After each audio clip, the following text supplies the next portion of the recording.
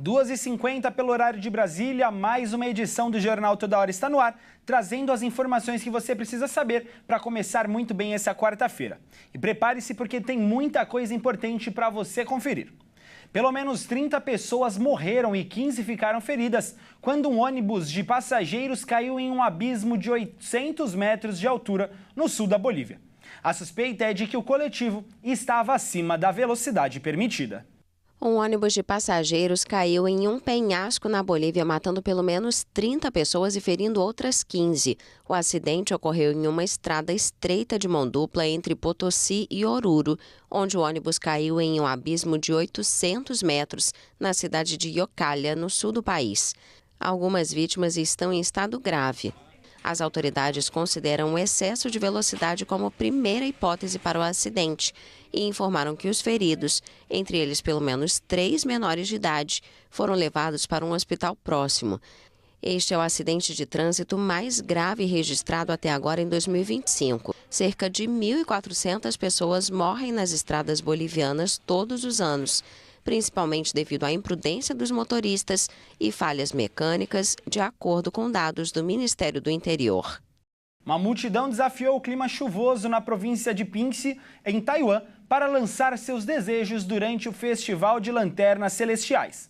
A celebração anual atrai moradores e turistas de todo o mundo. Um espetáculo de beleza singular. O Festival de Lanternas Celestiais é uma tradição que já dura há mais de um século em Taiwan. A celebração atrai turistas do mundo inteiro para ver a noite se iluminar na província de Pingxi. Vim para ver o Festival das Lanternas. É a primeira vez que viajamos para o exterior com nossos amigos e queremos assistir ao Festival das Lanternas. O festival marca o fim do Ano Novo Lunar e é um momento para clamar por boa sorte. As lanternas são finalizadas na hora, com as pessoas escrevendo seus desejos para o ano que se inicia. Muito bom, excelente, paz e segurança para nossa família, desejando que tudo corra bem. O ato de lançar as lanternas ao céu simboliza a transição da escuridão para a luz, a transição da desordem para a harmonia. E o presidente Lula defendeu a venda direta de gasolina e diesel aos consumidores. O debate ganhou destaque após o governo culpar donos de postos de combustíveis pelos altos valores. Em meio à alta nos preços dos combustíveis, o presidente Lula afirmou que a venda de gasolina e diesel direta aos postos de combustível poderia diminuir o valor dos produtos.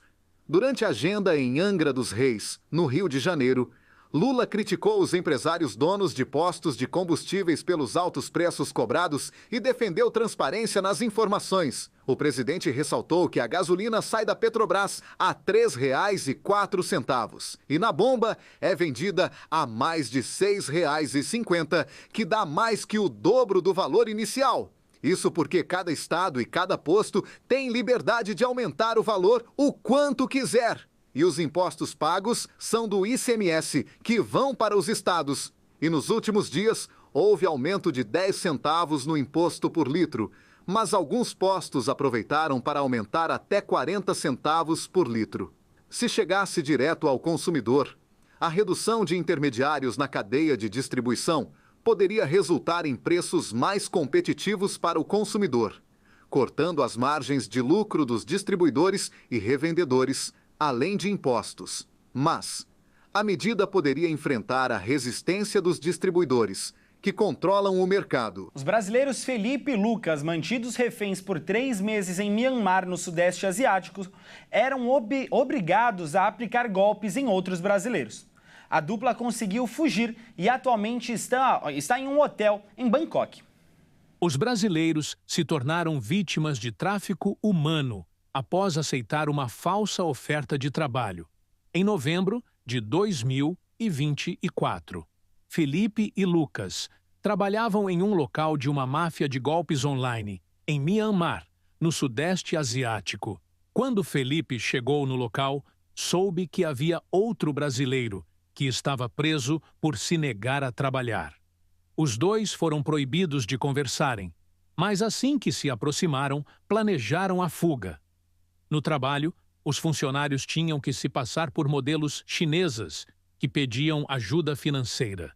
E caso se negassem a fazer o trabalho, levavam punições.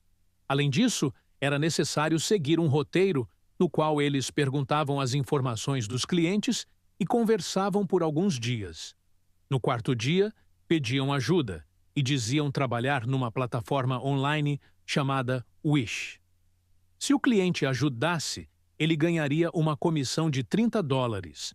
Além disso, algumas tarefas eram realizadas, e para isso, o cliente teria que fazer recargas, e o valor se acumulava até chegar a $5.000.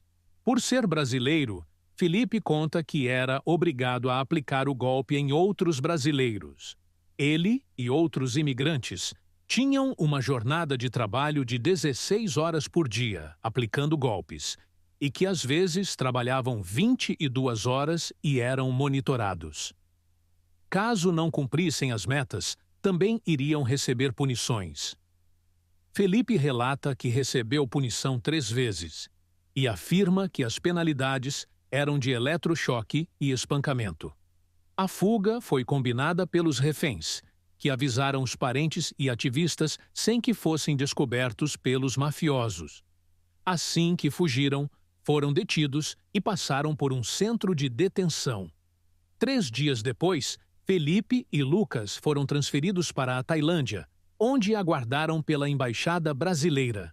E, em seguida, a embaixada os levou para Bangkok, onde estão em um hotel. Bom, e nós chegamos ao final de mais uma edição, mas se você quiser rever as notícias, a edição completa já está no YouTube.